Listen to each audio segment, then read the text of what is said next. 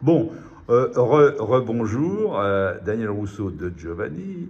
Et donc, nous a dans un premier temps expliqué les fondements de DAPAT, la maison de la Seine-Saint-Denis qui est SM des femmes, une association coup de cœur. Et donc on a fait une pause. Et là, j'aurais que tu continues à nous parler d'associations qui t'ont touché et dire voilà ce qu'elles font pour vraiment donner, parce que c'est le but de notre chaîne, donner un espoir à des gens donner envie aux gens de faire des choses analogues ou similaires ou dans des domaines pareils. Voilà, c'est le but de notre chaîne. Je pense que c'est intéressant. Ce sera aussi intéressant de parler de parcours de femmes, parce qu'il n'y a pas que des gens qui font, il y a aussi des femmes qui se lèvent et qui se bougent pour elles-mêmes, et qui ont la chance de trouver, parce qu'elles se bougent, des opportunités pour sortir d'un engrenage. L'engrenage le plus difficile, c'est celui de la violence intrafamiliale. C'est ces femmes qui sont battues, ces femmes qui n'osent pas en parler parce que c'est une honte pour la famille. Elles sont dans le silence, elles ont des maris qui sont reconnus socialement. Si elles bougent, c'est tout qui s'écroule. Elles ont ou elles n'ont pas les moyens de partir et d'être autonomes. Il y a la dépendance économique quand vous avez un enfant, etc. Vous êtes à la maison et vous ne pouvez pas déployer votre carrière. Il y a ce type de choses dont vraiment on peut parler parce que il y en a beaucoup trop aujourd'hui qui existent et qui ont du mal. Avec le Covid, la violence a explosé. Et une des choses importantes, c'est de lancer le message à ces personnes qu'il y a maintenant des dispositifs qui permettent de le faire en toute, si je peux dire, intelligence, avec discrétion, et de pouvoir sortir de l'enfer, sortir de l'engrenage. Et nous accompagnons des associations qui ne font que cela, y compris aider au déménagement, parce qu'avant de partir, c'est tout un travail énorme. Et il faut juste savoir que pour qu'une femme arrête d'être dépendante de son bourreau, il arrive qu'elle soit partie au moins 7 fois avant d'y aller pour de bon. Parce qu'elles se culpabilisent, parce qu'elles pensent que c'est peut-être de leur faute, parce qu'elles ont été elles-mêmes dans des milieux violents dans l'enfance, et qu'elles reproduisent le schéma en se disant peut-être que j'ai pas tout compris. 7 fois, il faut le savoir. C'est énorme. Donc voilà, il y a des intervenants et je donne un coup de chapeau et nous donnons un coup de chapeau à ces intervenants et nous essayons de les aider autant que nous écoutons les femmes, parce que si nous ne comprenons pas comment ça se passe au bout de la chaîne, eh bien, on n'est pas aussi efficace dans notre accompagnement. Alors, il y a une question. Est-ce que vous avez déjà suffisamment de recul pour pouvoir essayer de tracer à grande ligne la différence, les points communs entre les femmes qui se lèvent et celles qui, pour le moment, ont du mal à se lever? C'est souvent une rencontre. C'est souvent une rencontre. C'est un mot, c'est une phrase, c'est une petite affiche, nous aidons une association qui s'appelle Femmes Solidaires Beaujolais, dans le Beaujolais, la ruralité. Elles vont avec une petite camionnette de village en village, très discrètement, assurer une petite permanence sous des prétextes divers, de conseils génicaux, de machin, de ceci, pour que les femmes puissent oser parler, venir à elles. Et là, on commence tout un parcours. Donner un numéro de téléphone d'urgence que le mari ne peut pas trouver, donner le moyen d'aller se renseigner sur Internet et que ce soit effacé avec un truc particulier, donner le moyen de laisser une paire de clés, un passeport, 3 sous dans un endroit, de manière à ce que si elles décident de partir parce que c'est trop, elles peuvent trouver le minimum, appeler un numéro de secours et qu'on vienne les chercher. Donc toutes ces choses dans la ruralité, dans les petits villages du Beaujolais.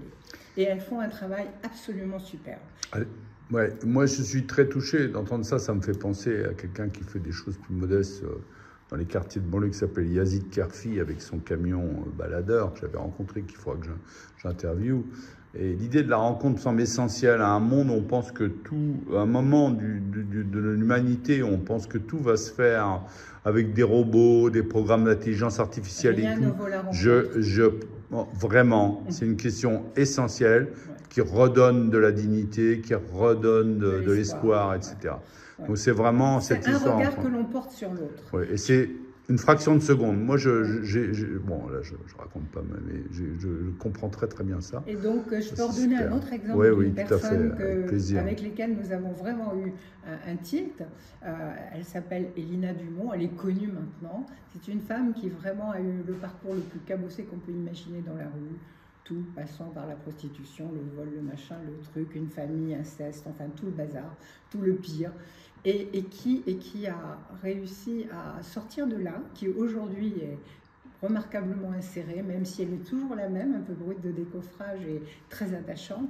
Elle a été chargée par Valérie Pécresse de piloter une étude sur les femmes dans la rue, parce que c'était très difficile de comprendre. Les femmes se planquent. Et les maraudes, il faut vraiment aller les chercher, parce que la nuit, elles ne peuvent pas se montrer. Elles deviennent des cibles pour le viol, et c'est assez horrible.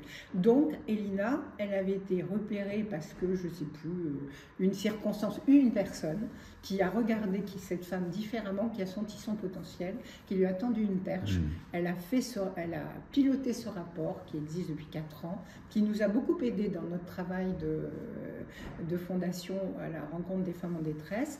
Et à partir de là, elle s'est sentie différente. Elle a joué, entre guillemets, un rôle. Elle est devenue actrice et elle est devenue surtout formatrice pour que d'autres puissent aller en maraude. Super. En sachant comment on fait.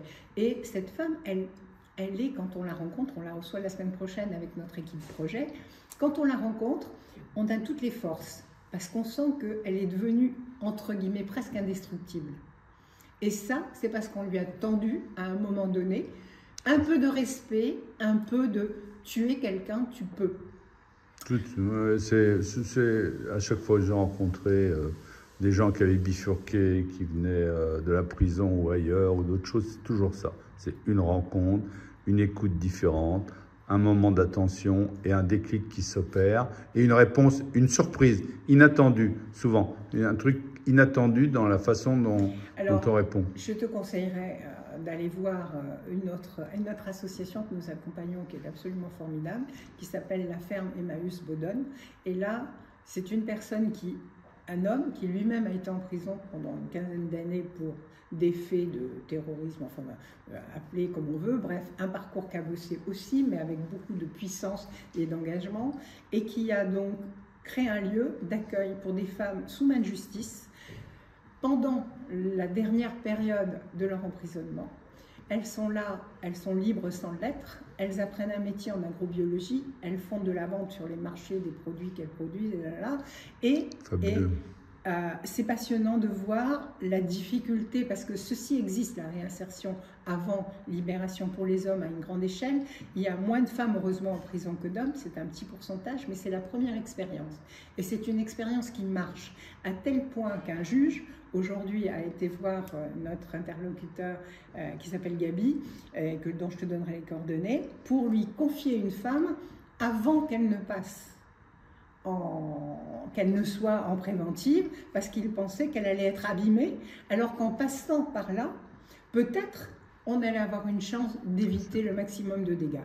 Donc voilà, ça c'est une initiative personnelle. Il a vécu la prison dans sa chair, il est rentré avec Emmaüs dans des tas de choses, et il a créé cette maison pour donner une chance aux femmes. Et quand il parle des femmes, il dira que les parcours cabossés, il reçoit en particulier ce qu'on appelle les mules guadeloupéennes, je crois, ou quelque chose Passeuse comme ça. Voilà. De drogue. Oui, exactement. Et il raconte l'histoire. Il dit que ce sont souvent les hommes qui amènent. Le mal ne vient pas forcément de cette femme qui est bien sûr criminelle de plein de choses, c'est répréhensible, il faut qu'elles fassent leur peine.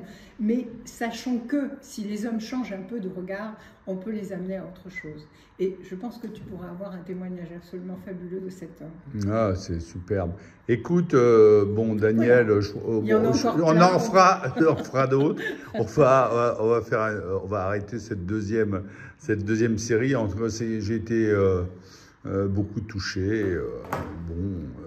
Voilà, c'est pour des raisons personnelles que tu connais, mais que je n'ai pas envie d'étaler sur la place publique.